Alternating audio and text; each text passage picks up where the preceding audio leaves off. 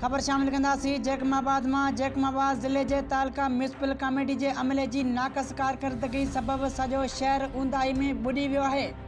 एजी दस्ती जे तफ़सील मूजिबि जैकमाबाद ज़िले में म्यूनिसिपल कमेटी जे अमले जी नाक़स कारकर्दगी सबबि सॼो शहर सोलर लाइट सिस्टम जी नेमत खां महरूम आहे।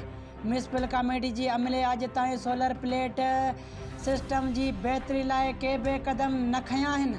सॼो शहर जूं सोलर लाइटूं ख़राब ऐं घटि रोशनी जे हद ताईं पहुची वियूं आहिनि, जिन जी रोशनी राति जे कुझु कलाकनि में ख़तम थी वञे थी ऐं शहर में बिजली बंदि थियण सबबि शहर सख़्त परेशानी खे मुंहुं ॾेई रहिया आहिनि ऐं शहर में सोलर लाइट सिस्टम जी ख़राबी सबबि शहरनि खां चोरियूं फुरियूं रोज़ जो मामूल बणिजी वियूं आहिनि ऐं अहिड़ियुनि वारदातुनि में ॾींहों ॾींहुं इज़ाफ़ो थी रहियो आहे। कॾहिं चोर कंहिंजो मोबाइल फ़ोन ऐं नक़द रक़म फुर कनि था, तॾहिं त कंहिंजी मोटरसाइकिल फुर करे चोर बाक़ी आसानी सां फ़रार थी वञनि था, सिर्फ़ ऐं सिर्फ़ रोशनी न हुअण जे करे। ज़िले जैकमाबाद जे अवाम जी appeal secretary local government SSP doctor Samar Noor Channa ऐं DC जैकमाबाद मोहम्मद यूसुफ शेख त म्यूनिसिपल कमेटी अमले ख़िलाफ़ सख़्त नोटिस वठी सोलर लाइट सिस्टम खे जल्द खां जल्द बहितरीन कयो वञे।